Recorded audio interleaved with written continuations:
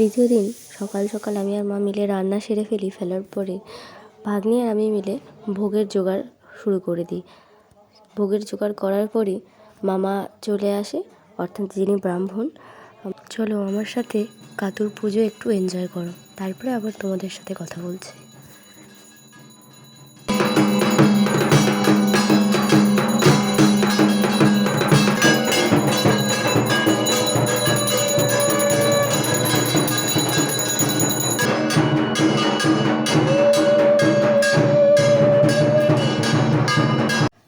কাতুর আরতি শেষে পুষ্পাঞ্জলি দিলাম।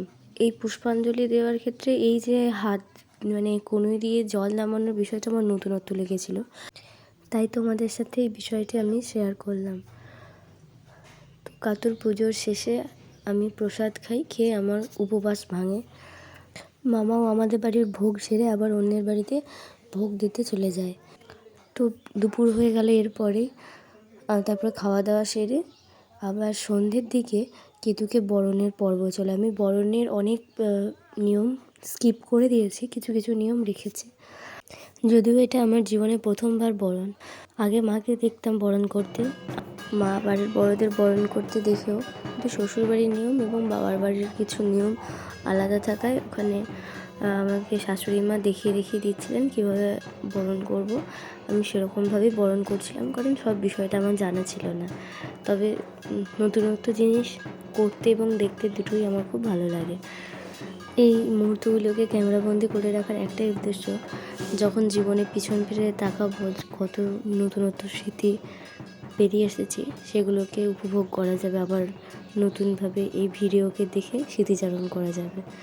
আমি ছোট থেকে সবাইকে নিয়ে একসাথে থাকতে খুব ভালোবাসি, তাই পুজোর 2 দিন বাড়িতে সবাই আসায় খুব আনন্দ পেয়েছিলাম। একসাথে আনন্দ করে এই পুজো উপভোগ করেছিলাম। যখন বরণ শেষে মনটা একটু ভারাক্রান্ত হয়ে যাচ্ছিল যে আবার এই আনন্দের জন্য সব একসাথে হয়েছিল, আবার যে যার সে তার বাড়িতে যাবে, কিন্তু সময়ের নিয়ম তো সবাইকে মেনে চলতে হবে।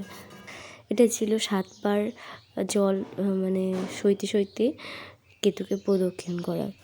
মিষ্টি জল খাইয়েছিলাম কেতুকে, কিন্তু এখানকার নিয়ম হচ্ছে হয় কেতুকে গাছতলায় রেখে দিতে হয়, নয় জলে দিতে হয়।